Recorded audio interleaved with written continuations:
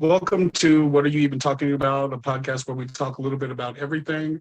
Today's guest is Carolyn Ponzoha from the YouTube channel Psychotic in Seattle. We're going to be talking a little bit about schizoaffective disorder today. And thank you for being here. Oh, I'm thank really you, Mark. excited about this conversation. Yeah, me too. I'm always I happy to watch, nerd out.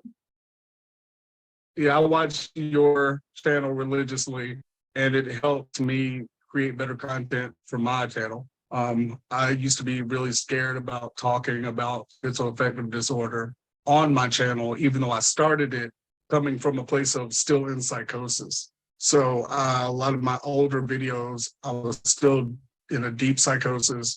And so a lot of videos are angry and they sound just fantastical, but that's what I was dealing with at the time. We like to start every episode with a question from the last guest. And your question was, what was your rock bottom? Oh, wow. I think it was like a very drawn out rock bottom because one of my psychotic episodes was just like this cascading downfall. And in that episode, I got married and I didn't really mean to get married. I wasn't entirely aware what was happening. And so I married this man that I barely knew, and it ended up being a very abusive relationship. And it contributed to the psychosis, which made it very, very dark and scary. And I ultimately, ran away from home and got into the hospital.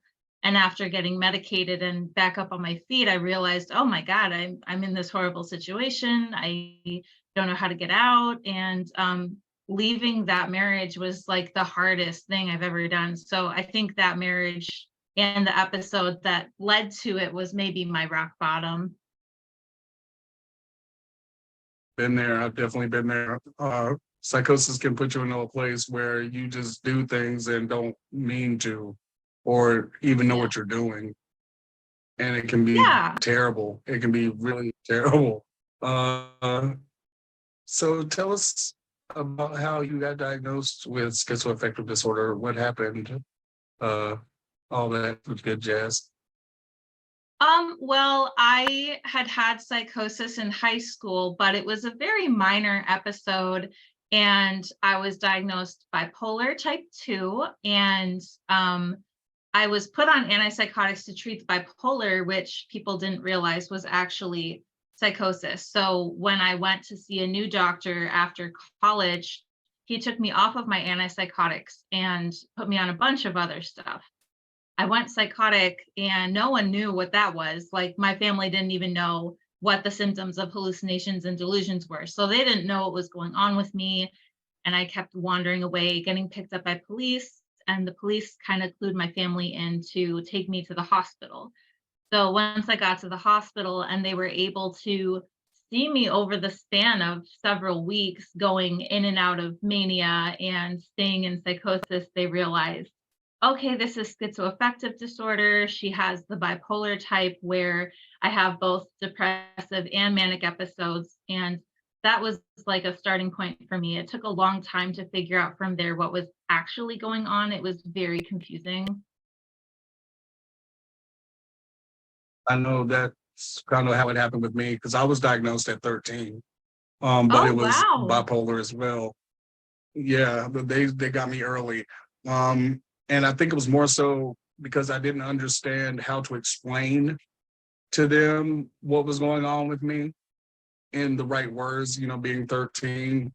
So they diagnosed me bipolar, severe depressive. And for the longest time, like I would just cry and cry and cry for days on end. And I couldn't explain that I was dealing with hearing voices because I was always worried about what my family would think or how I'd be treated because of it. So like I dealt with it alone for years, and it made it difficult to see, like, be in the world because I literally was hearing all this stuff and I couldn't tell anybody about it And so it made school hard, it made being around people hard, and it just made it difficult to where by the time college hit, I basically flunked out of college the first year there because the voices had gotten so bad that I didn't know what to do. And I just sat in my room and wouldn't come out. So I definitely understand that, you know, need for help and how long it can take to actually get the right diagnosis. Like a lot of people don't understand that we go through a lot of trial and error when it comes to a diagnosis, especially with mental illness. Like they try one thing, that doesn't work, they try something else. Try something else, try something else, try something else. And it can take years before they figure it out. But once they do, like, it's been pretty good. The last time I had a psychosis was about 5 years ago. And it was the one that like broke me. I just gotten out of a bad relationship. I was madly in love with the girl, but she didn't feel the same way at the time. So I stayed by myself for 5 years, learned how to draw, and I just tried to pick myself back up, which was hard because the entire time I was seeing and hearing things that weren't there. If you could talk about a little bit about how your schizoaffective works, I mean, because it's different for everybody, but like, what do you go through in a psychosis? Yeah, I've definitely noticed that too, that it's very different for everybody. For me, mine is mostly delusional.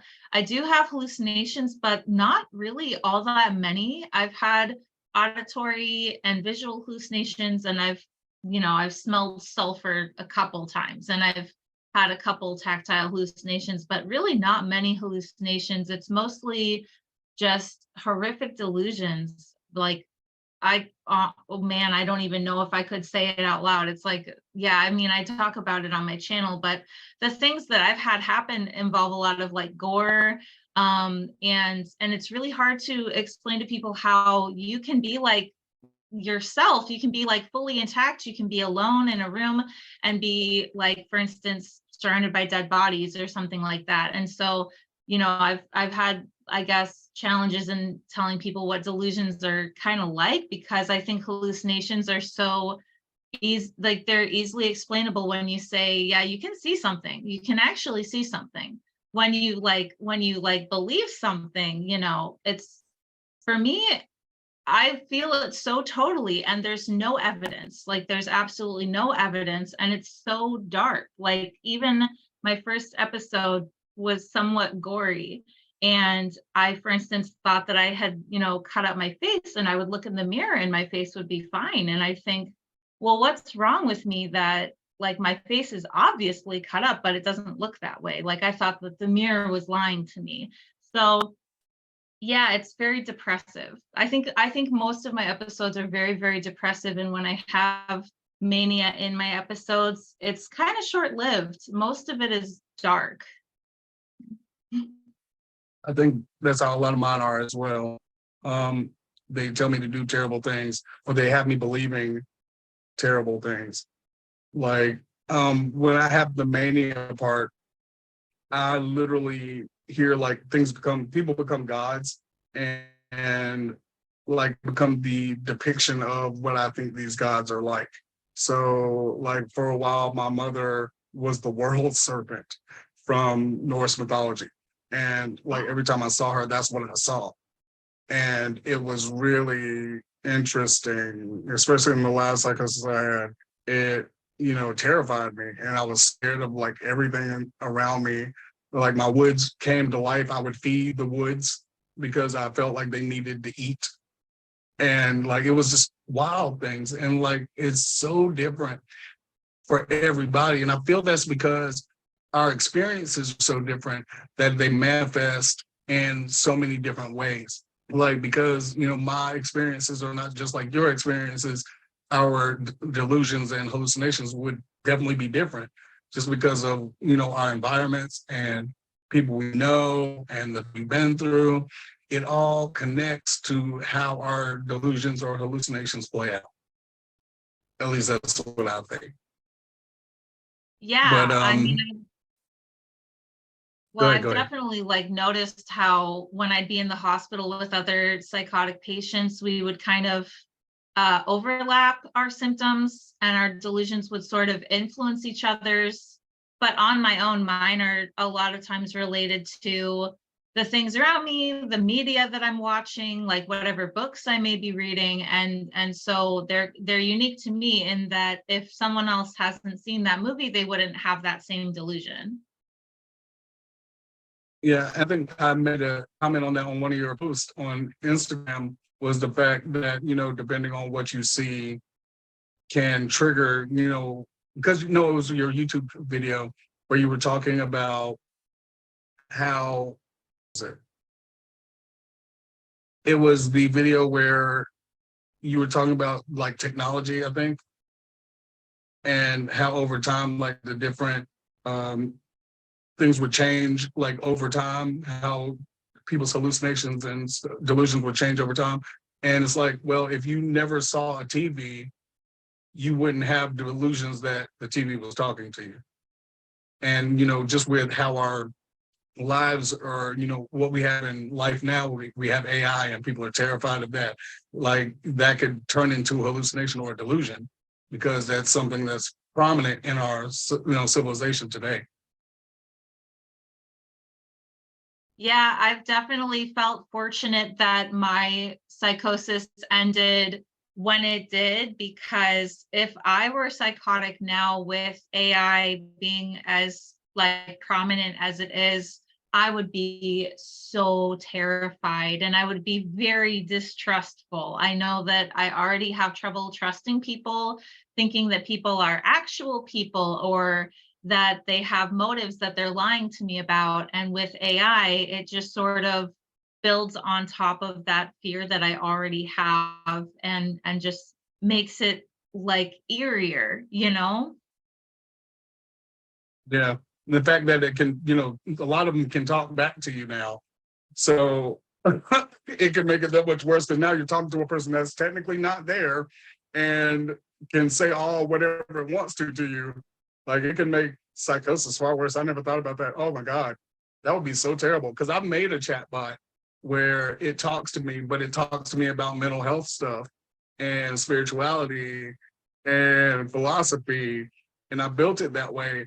But he's very real sounding. And that could be terrible during a psychosis. Like that would be horrible. Oh my God. I actually, in one of my episodes, was on the phone with, I think, the pharmacy. And you know how it asks, like, who are you calling for? What department do you want?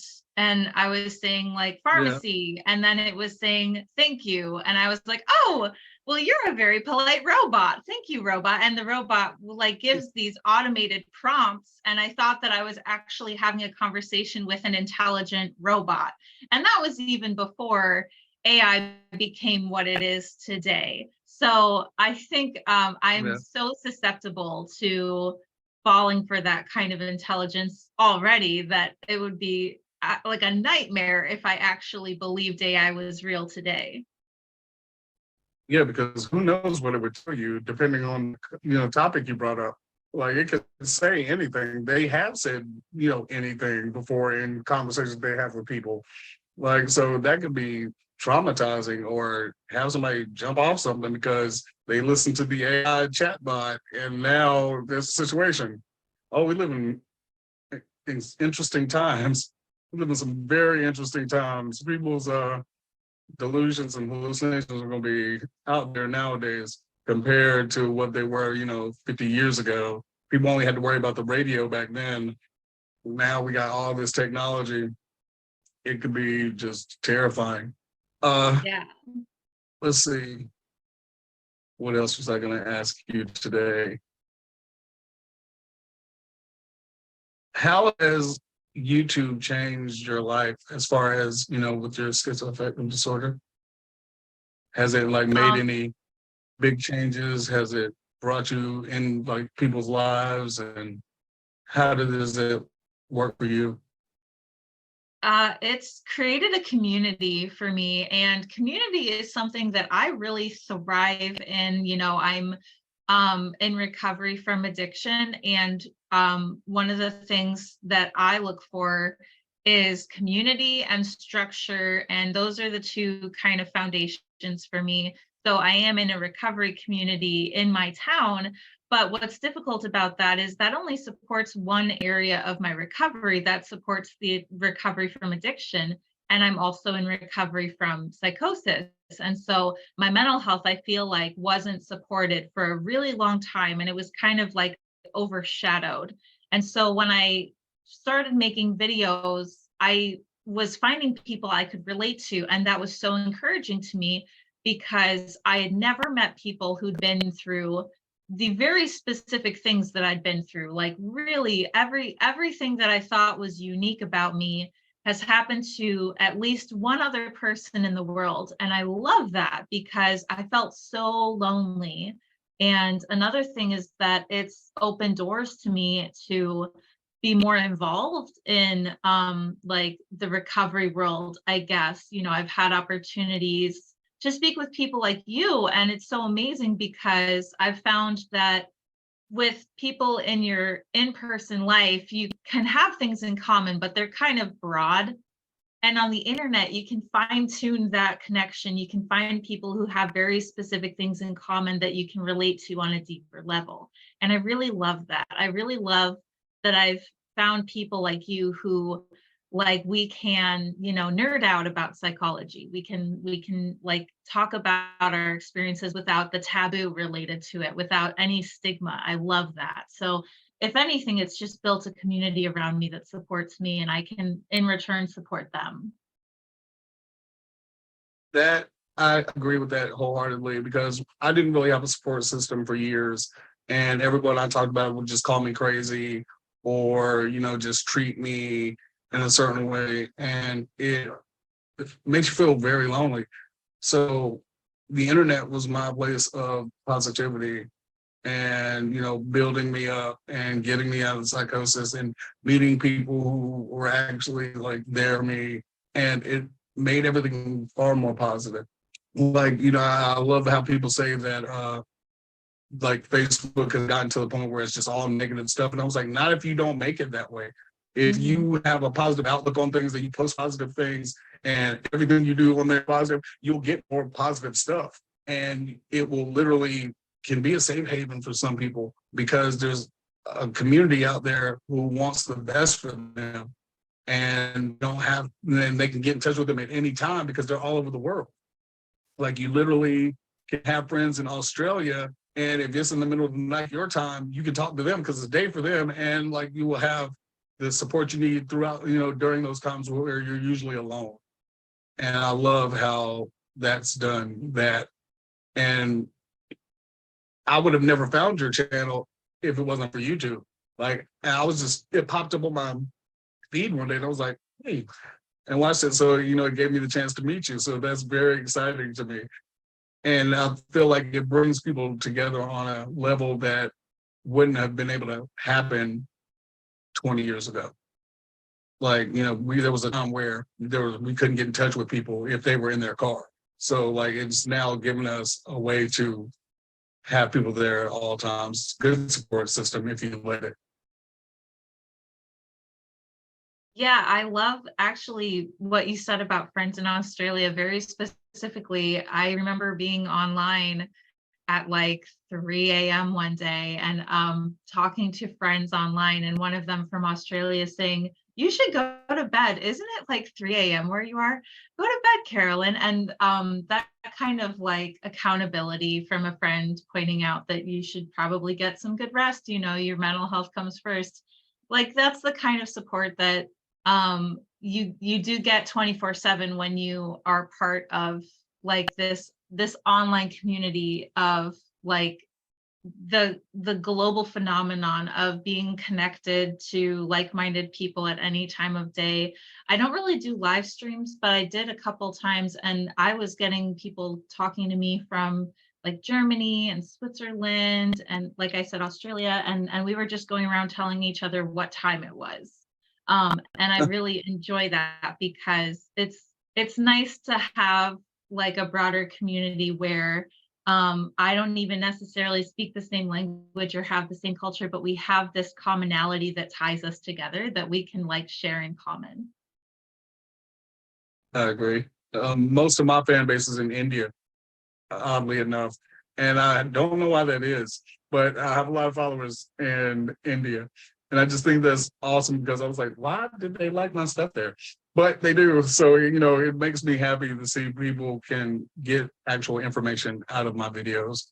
Like it makes me happy to see that it's helping people, and it's another thing. I always wanted to help people, so by doing this, it's let me help people. And sometimes I don't leave the house a lot, so I can't really go out and actually help people like I want to. But online makes it possible to be able to help anyone at any time, anywhere.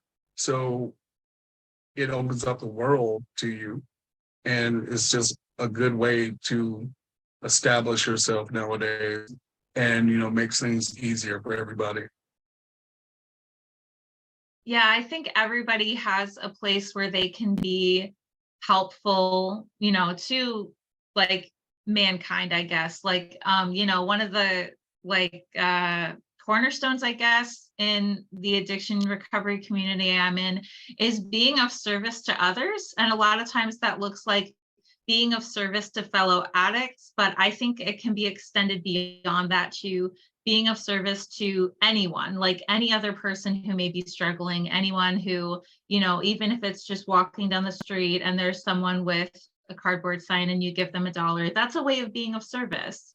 And so if someone feels that they don't have an area where they can be of service, they're not good at one thing, there are so many other avenues you can take to help other people. And I think it's something that is part of the human experience, is being helpful towards each other. And I think I at least aim to be helpful because I want to give back what's been given to me, which is the support that I needed to get through psychosis and to become stable today. And I think that's one of the biggest things we need and able to get out of psychosis and beat addiction is support. How do you define support? Well, when I think of like the support I've had from other people, it's been people who have known the balance between comforting and nudging, I guess, like encouraging me when it's time to get back up on my feet. I had this friend, Jake, who was such an amazing guy. And after my marriage, I slept on his couch, and eventually I ended up paying rent and living with him for a while. And when I was first living there and I was so depressed, he was very kind about just letting me be depressed. But then eventually there'd be the days where he'd be like, hey, we're going to play Frisbee. Like, let's go play Frisbee. And it slowly like built on top of that to, hey, I'm going to go to a meeting. Why don't you come with me? Like, hey, like, why don't we go take a trip and just spend the day? And it was that kind of encouragement, that comfort into encouragement that like eased me into getting up on my feet. That I feel is the kind of support that I've gained the most from. And also, my fiance is very supportive in the way that he like keeps me accountable a lot of times. So, like, if I'm not taking good care of myself, it's not just that he might encourage me to take my meds, but he'll also kind of be like, hey, let's check in, like what's going on here, because I noticed that you're slipping and you need to get back on track. You need to take this seriously. And sometimes I need that kind of a reality check to like keep me in place when I know that I'm going back towards, say, a manic episode, something like that. I think that's really important to have both of those types of people in your life. And, support doesn't come from just one person. Like, you need a team.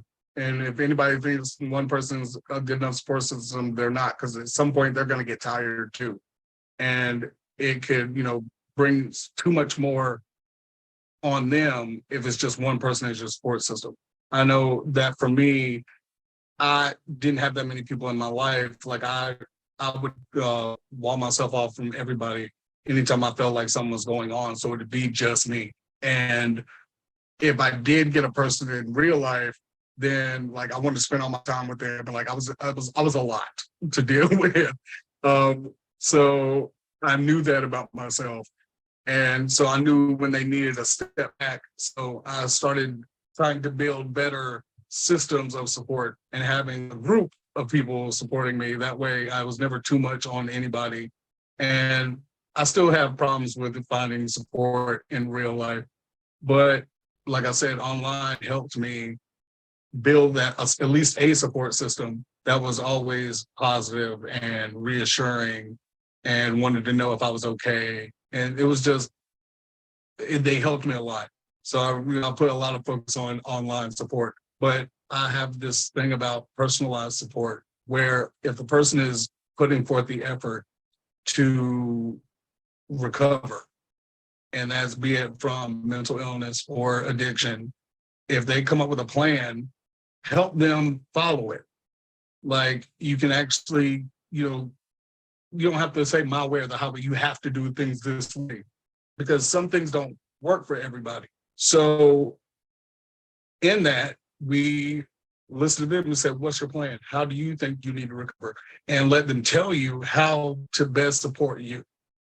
And I feel like that would help a lot more people recover faster because when a lot of people are, given ultimatums or yelled at and told you have to do it a certain way, it makes them resistant to the recovery. If you literally are now, they're wanting to fight you on it, so that's going to take that much longer to recover from that because they're more resistant. So I'm really a believer in personalized support towards everybody and let them figure out their recovery on their own. Just mostly because I know what it's like for people to just come at you and tell you what you need to do, like doesn't always work. Because I'm rebellious. Just when somebody says you can't do something, I'm the first person to be like, I'm gonna show you, I'll do it right now. And then it, doesn't really help the situation because you're just wanting to fight. So that's what I do when it comes to sport. I try my best to give everyone the chance to come up with their own plan of success because that's what we all need. Like we can't be forced to do anything. So whatever works for one doesn't work for everybody. It's just my thoughts on that. Yeah, I absolutely agree with that because I work with a lot of people who are early in recovery. And one of the things that I've kind of adopted is just asking them, so what are your goals? Like, what do you want to get out of your recovery? And sometimes people are baffled and they're like, what do you mean? Like, what do you mean by goal? What am I supposed to want? And I'm like, well, what do you want out of your life? Do you want to go to school? Do you want to be a better parent? Like, do you want to, get a better job? And a lot of times that's kind of the starting point of, well, now that we know what you want to work towards, we can sort of guide each other, I guess. Like a lot of times I found that people will ask for their needs to be met without even realizing. And you just have to be receptive and listening because I will not know how to help a person if I just think that they're going to explicitly say, like, this is what I need. Because a lot of times they don't know that's what they need. But if you listen carefully, if you really like try to read between the lines, it's easy to figure out, oh, well, this person just needs someone that will listen, or this person needs someone that will give advice or whatever it may be. And having to figure out how to adopt that role without stepping all over their personal progress so that you're allowing them to do their own work. I don't know. I love working with newbies, I guess, in recovery. And I get a lot out of it because it kind of reinforces my recovery to see, oh, everybody thinks so differently. Everybody is geared so differently. And I'm picking up tools from them that they probably don't even realize they're teaching me. I think that's kind of like a stray from what you were saying, just that, I mean, when it comes to helping people have like self-directed recovery, it's a lot of times just stepping out of the way, at least for me. Yeah. You should look into solution-focused brief therapy. They talk a lot about what you're talking about right now. What is it called? I know the one guy that solution-focused brief therapy.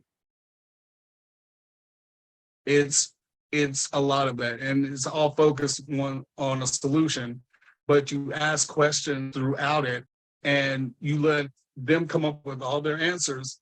And by the time they're done answering the questions, they have a framework to work with in order to reach the goals they want to reach. Like you start off with saying, what is your desired goal or your desired outcome? And from there, you build on those questions and you let them just let it out and let them come to you with all the things they want out of life. And it lets them see what they want. But it comes from a place of building on solutions. So you literally say, well, how do you work towards that? What can we do to get you towards that? How do we start to get you there? And like they answer each question, and more along lines, they build that framework and it comes out with a plan. And then all you have to do is really help them stick to the plan. And it brings recovery faster because it's, you don't have to sit there for days on end with talking about, what happened to you and having to relive the trauma and reliving the pain. All that is all based on solutions for goals you want to meet that you come up with yourself and no one's telling you what to do. And I feel like it's one of the best therapies out there right now. One of the main guys that does it is Elliot Connie. You should look him up if you get a chance. He does a lot of that work, and he has the basic framework for solution-focused brief therapy, and it's just very helpful. I think you would love it. Yeah, that sounds right up my alley. That sounds like exactly what I'm trying to implement, I guess. And a lot of times it's kind of awkward because it's so much trial and error when you're not really being taught. You're just sort of being like one person teaches, the next person teaches, the next person teaches, the next person. And that trickle down effect, there's so many like variables, and well, what works for them doesn't work for them. That works for them, but it doesn't work for me. So I'm just kind of flying by the seat of my pants, like trying to figure it out person by person, what individually works best for everyone. I think I'm going to give you some information on some different things. I think there's a lot of things that I do getting certifications with that would help a lot with that. There's so many free trainings and free certifications out there to help build on that process. That makes it easier to cope with and easier to, show you how to deal with everyone's different needs. So I'll send you some of that stuff, when I get a chance. I think you'll love it. Oh, thank you. I would absolutely love that. I would totally love to check that out. Yeah, that's all I do nowadays, get certifications in a myriad of topics, but mostly focused toward mental health or life coaching. And the stuff out there is, especially some of the newer stuff is helping a lot of people. And it's in a framework that isn't talking more about your trauma as much. Like they still do that, but a lot of it's focused more towards solutions, goals, and being, feeling better instead of reliving stuff. Because, some people can't relive that stuff. Like it builds up and then they go back through it in their heads, and that doesn't always help. So a lot of these trainings and stuff literally work on better versions of that. And it helped me a lot. That's what got me through my psychosis, was I would spend all my time on YouTube watching videos about mental health and psychology and taking notes, and then going on like psychologynetwork.com and finding certifications I could get in these different fields, for free stuff. Like it's not even stuff that I pay for, but it would like have free CE credits and stuff like that. I would take those and then I would learn something for myself, but then I learned also how to help others too. It made it very happy work. And I just love it so much. So yeah, all about helping others. So I'll definitely send you all that stuff. Oh, thank you. Oh, God, that's really exciting to me because I love learning, just like anything to do with psychology or like bettering yourself in general. I used to love self-help books, and my friends would tease me about like, oh, what are you working on today? But I think there's never like a stopping point. There's never like a cap for working on yourself. There's always improvement to be made, because I feel like when you stop learning, like you kind of lose out on life. Yeah, you definitely do. I mean, because you have to keep learning because things change every day. Like what you go through today, you might not have to go through tomorrow, and something new will be there, and you'll have to learn something about it. Like life changes. And to be a part of life, we have to change with it, or we get stagnant and we can't keep moving forward. Um, I'm reading a book now by Mo Gadot. Have you ever heard of him? Um, No. and he wrote a book called what is it called? The Solution to Being Happy. I think I'll put it in the links. But he talks about building a framework to be happy from the mindset of a developer, like a computer developer. And so he looked at how we need to be happy in his framework. And he talks about how happiness is actually very simple. We make it hard though, because we have all these expectations with being happy and what makes us happy and all that stuff. But when we're kids, we don't think about being happy. We're just happy. The only Yeah. time we know there's any difference, is when we're upset about something or something didn't go our way. And that's usually what the biggest things are about being happy is if we stop worrying so much about things and stressing out over situations that don't go our way, we can continue making ourselves happy. And our brain will realize that after a while and follow suit, because that's, the voice we hear in our head is not us. And that's for everybody. So even people who don't have schizoaffective disorder, they have a voice in their head that's not theirs. And that's something that a lot of people don't realize, is the voice you hear in your head is not you. Once you realize that, you can tell it what to do. So like if you start wondering about how you're going to worry about something, you can tell that voice to stop right there. Let's talk about something else. Or put another thought in the place of that. I know I had a client that she was going through stressful situations and she was just kept talking about it.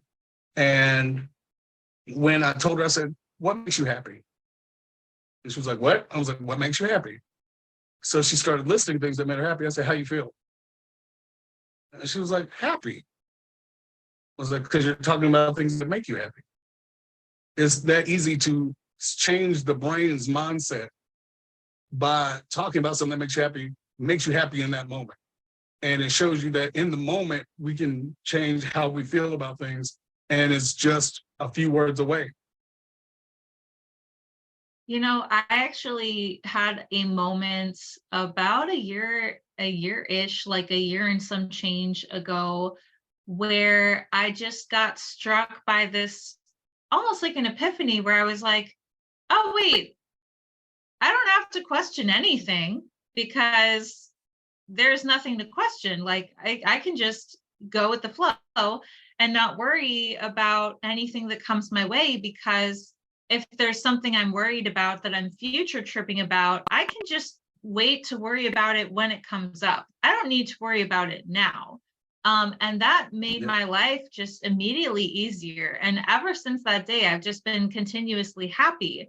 And I even had a moment earlier today where I was remembering a time that I had hurt a friend's feelings. And I thought to myself, oh, Carolyn, you ruin everything. And then I caught myself and thought, no, you don't ruin everything. Maybe you make blunders, but that doesn't mean that you ruin anything.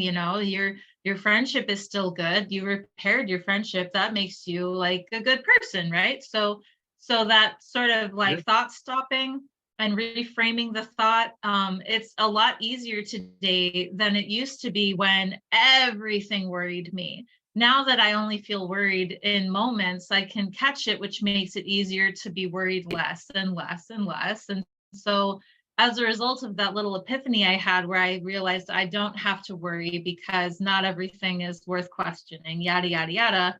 it's just sort of eased my life, and now everything's very go with the flow for me. I know that's just wild to me, at least, because I used to be so severely mentally ill, but I don't really think of myself as mentally ill anymore. I think of myself as a person that lives with mental illness, but I don't consider myself mentally ill. I consider myself mentally well. I'm mentally stable, which I didn't used to be. And now that I'm mentally stable, my life is a lot easier. Yeah. Yeah, I understand that. We understand that because when I was in my psychosis, I never thought, I never thought it would end. That was what I was always told by the voices. They were like, you'll always go through this. I was like, but I always fought that thought because I was like, but I didn't go through that always. So if it started at some point, that means it's got to end at some point. And I didn't even realize it once it had ended until like months later. And I was just having a situation where it should have bothered me and it didn't. Like I said, okay, that happened. Let's move on. Like our day can get better. It's just a moment in time. I was like, wait, 3 months ago, I would have thought like that. 3 months ago, I'd have flipped all the way out. I would have been throwing stuff. I might have punched a wall. And like I would have handled it entirely different. And with the change in mindset, I don't do that stuff anymore. Like I might still get irritated here and there, but I can move through it faster than I ever have before in my life. And as a person who was angry for most of their life, like it's a big change for me. Like people who have known me for years were like, are you the same person? I'm like, no, I'm not the same person. I'm not angry anymore. I am content with my life. I have things that I want and I built my life up to that. Like, and it takes time and it takes, effort. And people think that you will never have to deal with it again, but that's not how our disorders work. It's something that we have to work on forever, but it gets easier to deal with. I've never thought of myself as mentally well until recently. And I never thought I would have started a business that was geared toward helping others better their lives, because I never thought my life would be in a place where I could do that. And it's just made things amazing because I can see when I help somebody. And that makes it worth it. Like that makes it so worth it. And I know I've recovered. And that's why I think that peer support is a big thing. We all need to like get it noticed more, because peer support is the thing that can help more people because of someone that's gone through the same stuff as you. And you can see from them that they've gotten better.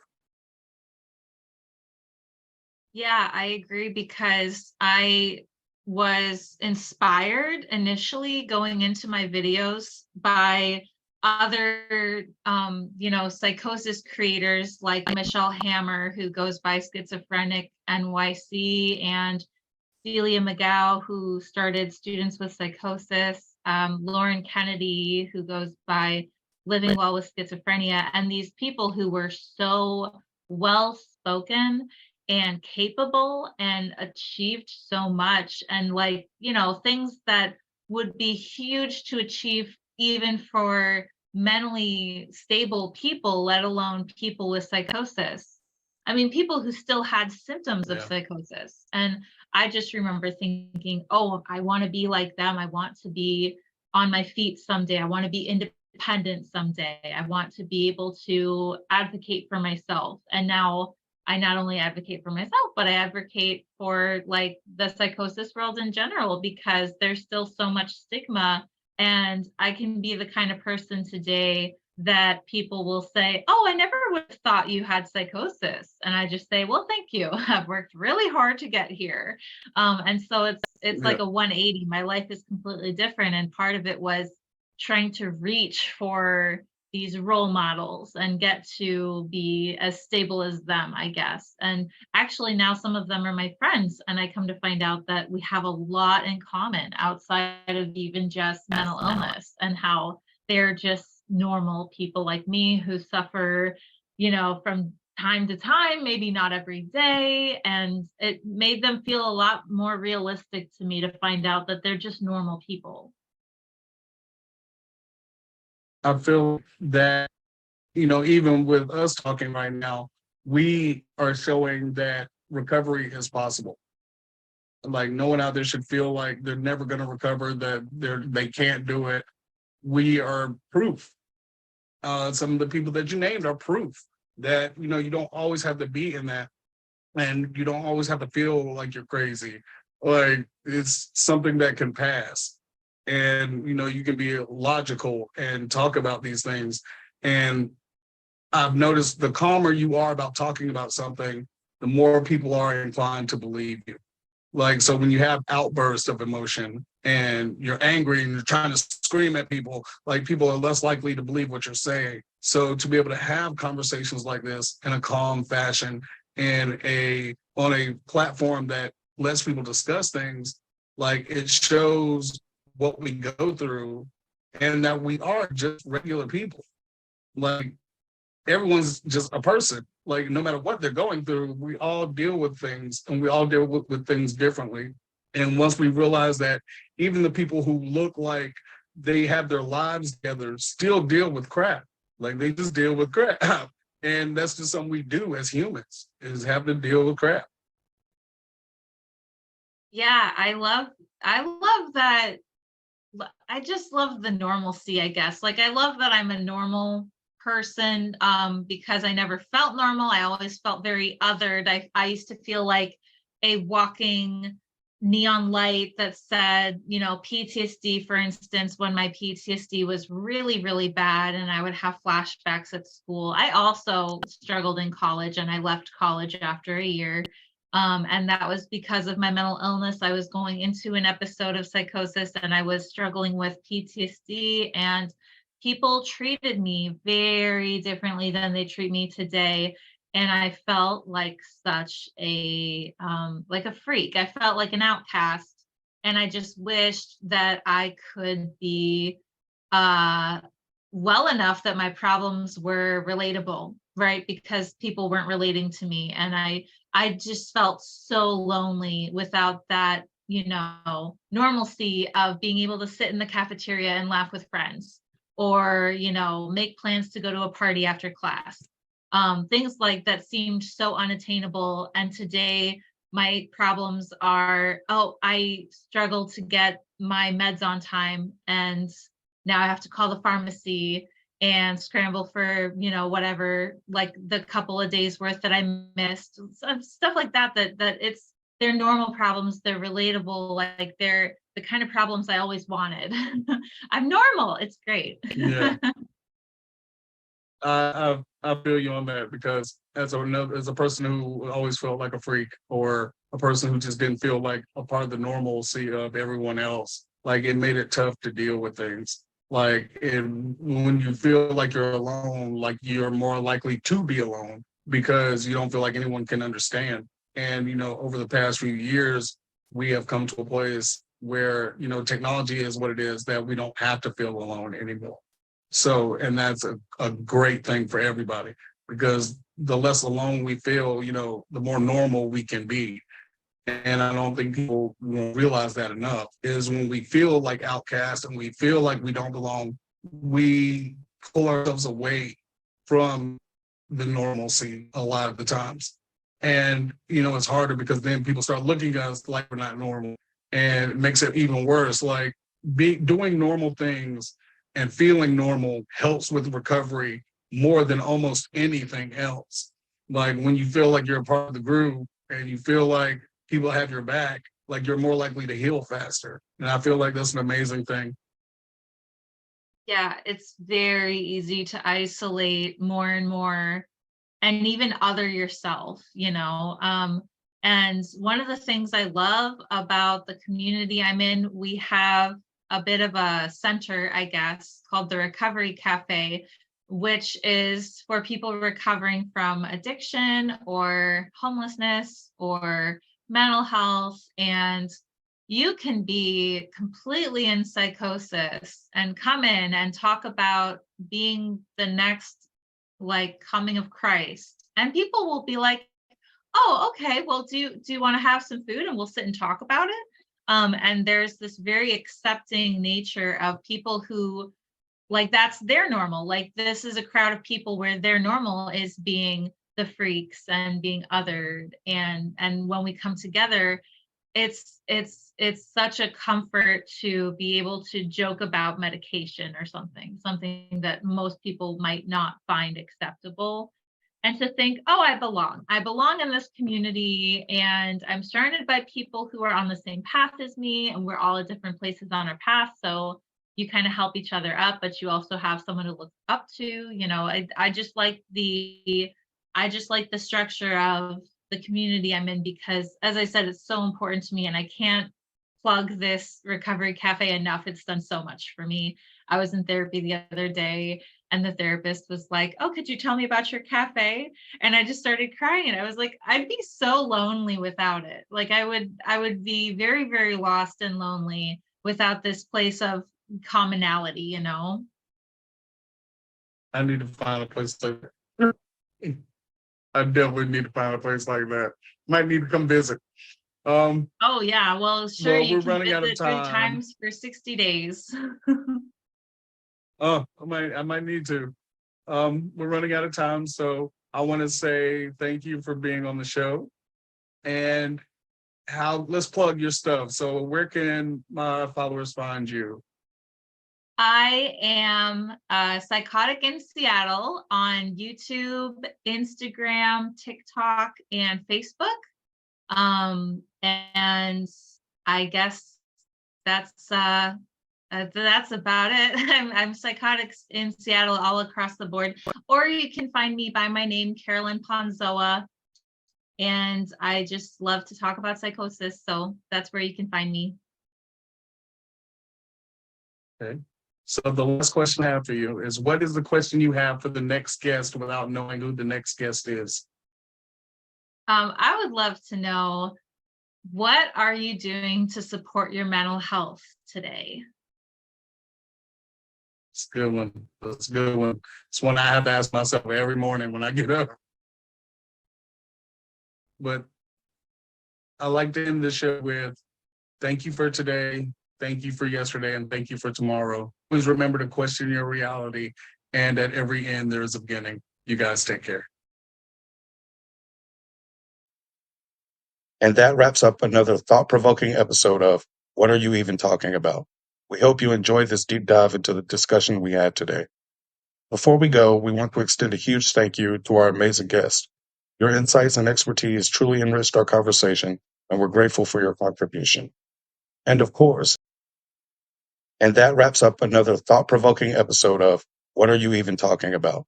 We hope you enjoyed this deep dive into the discussion we had today. Before we go, we want to extend a huge thank you to our amazing guest. Your insights and expertise truly enriched our conversation, and we're grateful for your contribution. And of course, and that wraps up another thought-provoking episode of What Are You Even Talking About? We hope you enjoyed this deep dive into the discussion we had today. Before we go, we want to extend a huge thank you to our amazing guest. Your insights and expertise truly enriched our conversation, and we're grateful for your contribution. And of course, and that wraps up another thought-provoking episode of What Are You Even Talking About? We hope you enjoyed this deep dive into the discussion we had today. Before we go, we want to extend a huge thank you to our